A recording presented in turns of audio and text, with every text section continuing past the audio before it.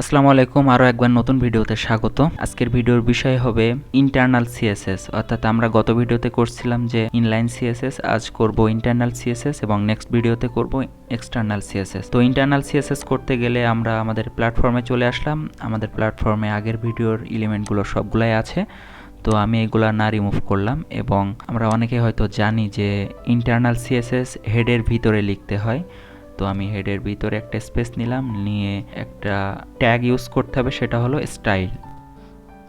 তো এই style tag use করার পরে আমরা যাই কিছু লিখি না কেন এটার ভিতরে আমরা স্টাইল দিব। তো আমি যদি এই একই সিএসএস যদি আমরা অন্যভাবে যদি স্টাইলের ভিতরে লিখি তাহলে সেম কাজ করে কিনা এটা দেখার জন্য আমরা প্র্যাকটিক্যালি চলে যাই।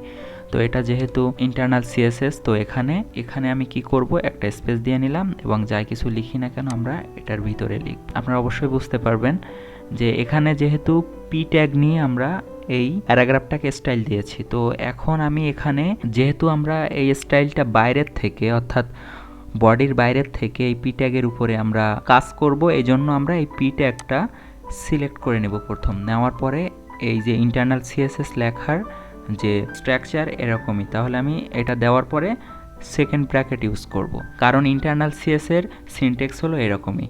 তো আমি এখানে এই পি ট্যাগটা নিলাম, নেওয়ার পরে আমি সেকেন্ড ব্র্যাকেট ইউজ করলাম, করার পরে দেখেন আমি এটার ভিতরে স্টাইল দিব।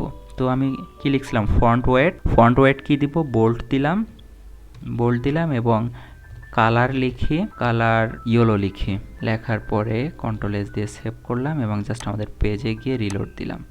দেখেন আমাদের সিএসএস কিন্তু আউটপুটে অলরেডি চলে আসছে। অর্থাৎ আমরা এখানে খুব সহজে আমরা ইন্টারনাল সিএসএস ইউজ করতে পারি।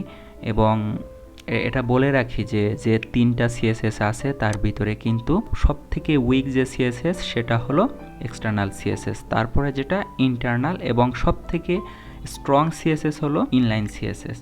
তো আশা করি এটা বুঝতে পারছেন। এবার আমি জাস্ট আরেকটু উদাহরণ দিই। দেখেন আমি যদি এখানে একটা H1 নামে একটা ট্যাগ নিই, এখানে লিখবো যে this is our H1 heading. আচ্ছা, এটা লেখার পরে আমি কন্ট্রোল এস দিয়ে সেভ করলাম। আমাদের ব্রাউজারে দেখেন, ব্রাউজারে কিন্তু এই H1 হেডিংয়ের উপরে কিন্তু কোনো সিএসএস আসে নাই বা ইম্প্যাক্ট পড়ে নাই। এটা এই কারণে পড়ে নাই আপনারা অনেকে বুঝতে পারছেন, কারণ আমরা যে সিএসএসটা লিখছি এই যে ট্যাগটা সিলেক্ট করা আছে সেটার উপরে ইমপ্লিমেন্ট হয়েছে আর কি।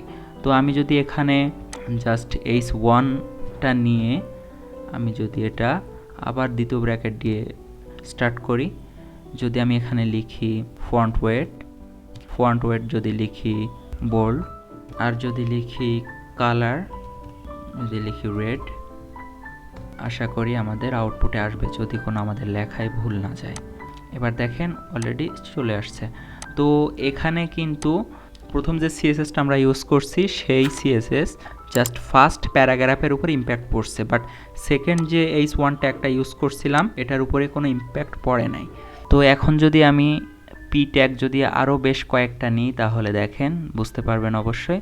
আমাদের যে H1 ট্যাগ আছে আমি যদি এটা আরও কয়েকটা নিয়ে আমি এটা কন্ট্রোল সি দিয়ে কপি করে জাস্ট এখানে পেস্ট করে দিলাম, আরও দুইটা নিলাম, তো টোটাল হয়েছে তিনটা। আমি সেভ করলাম, সেভ করার পরে জাস্ট রিলোড দিলাম। রিলোড দেওয়ার সাথে সাথে দেখেন এই তিনটা অর্থাৎ যে H1 ট্যাগ নিয়েছিলাম এই তিনটা কিন্তু সেম কালার সেম ওয়েট নিচে চলে আসছে।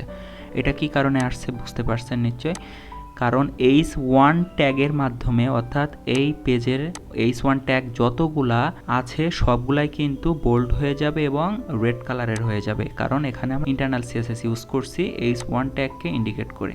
এই জন্য খুব সহজেই বুঝতে পারলাম যে আমরা এখানে যে ট্যাগকে ইন্ডিকেট করব, যে ট্যাগকে ইন্ডিকেট করে যে এলিমেন্ট দিব সেই এলিমেন্ট অনুযায়ী আমাদের আউটপুটে আসবে। তো আজকের ভিডিওটা এই পর্যন্তই ছিল। নেক্সট টাইমে নতুন কোনো ভিডিও নিয়ে আসবো। আল্লাহ হাফেজ।